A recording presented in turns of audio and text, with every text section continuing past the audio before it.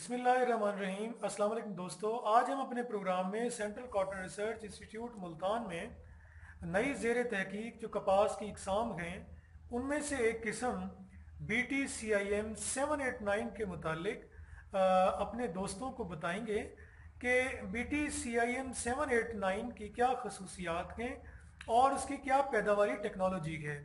और जब हमने इस सिलसिले में director central cotton research institute Multan doctor Zahid Mahmood से पूछा, डॉक्टर जाहिद महमूद ने बताया कपास की ये बीटी किस्म 789 वायरस के खिलाफ क़ुव्वत मदाफ़त रखती है।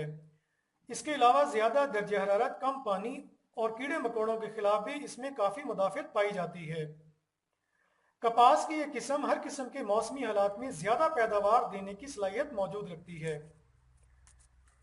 इसकी फ़ी एकड़ पैदावारी सलाहियत 50 से 60 मन है और कपास की यह किस्म सुबह पंजाब और सिंध दोनों में काश्त की जा सकती है। कपास के इस किस्म के टिंडे में 4 से 5 लॉक हैं।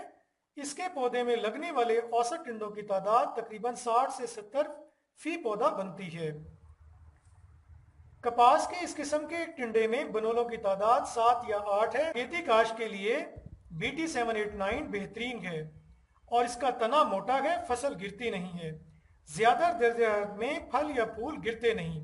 इसके अलावा इसके टिंडे के साइज का औसत वजन 4 ग्राम से ज्यादा है, जबकि इसके रेशे की लंबाई, रेशे की नफासत और इसका कद बहुत ही बेहतरीन है।